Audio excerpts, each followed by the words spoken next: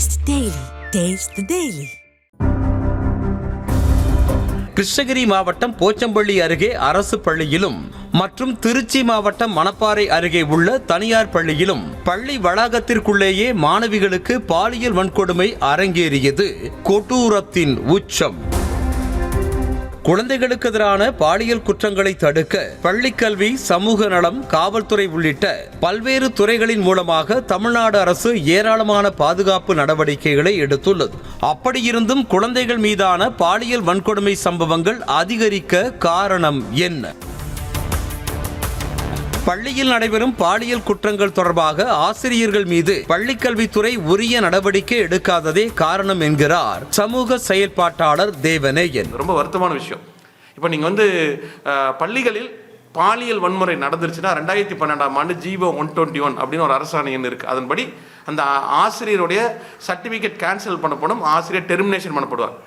நான் கேட்குறேன், 2012லேருந்து 2025 வரைக்கும் இன்றைக்கி 13 ஆண்டுகள் எத்தனை பேர் இருக்கிறாங்கன்னா, இப்போ 2-3 நாளைக்கு முன்னாடி அமைச்சர் சொல்கிறார் 200க்கு மேற்பட்டதுக்கு ஒரு 40 பேர். ஏன் இவ்வளோ காலத்தில் இருந்தீங்க? அப்போ குழந்தைங்கன்னு உங்களுக்கு ஒரு மூன்றாம் தரமான பார்வையா? நீங்கள் 2012லேருந்து 15க்குள்ளே ஒரு 10 ஆசிரியர்கள் பண்ணியிருந்தீங்க அப்படின்னா ஒரு பயம் வந்திருக்காதா? குழந்தைகளுக்கு எதிரான பாலியல் குற்றங்களை தடுப்பதில் அரசுக்கு மட்டுமல்லாது சாதாரண குடிமகனுக்கும் பங்குண்டு என்கிறார் கல்வியாளர் ராஜராஜன். அதை பொதுமக்கள் இப்ப நீங்க உதாரணமா பார்த்தீங்கன்னா, இப்ப நம்மளே வீதியில் ஒரு சண்டை நடக்குது, வீதியில் ஒரு குழந்தைக்கு ஒரு தப்பு நடக்குது, ஒரு தொடர்பு நடக்குது, எத்தனை பேர் போய் இதை கேட்கறாங்க? எத்தனை பேர் உடனே ஃபோன் பண்ணி சொல்றாங்க? உடனே ஜன்னலை சாத்திட்டு போற அந்த ஒரு அமைப்பு அறியாம இருக்குல்ல, அது ஒழிக்கப்பட வேண்டும்னு சொல்ல வரேன். திருவான்மியூர் மேல்நிலைப் பள்ளியின் மேலாண்மை குழு தலைவர் பூங்கோதை குழந்தைகளை அனைவரிடமும் எளிதில் பழகும்படி செய்ய வேண்டும் என்கிறார்.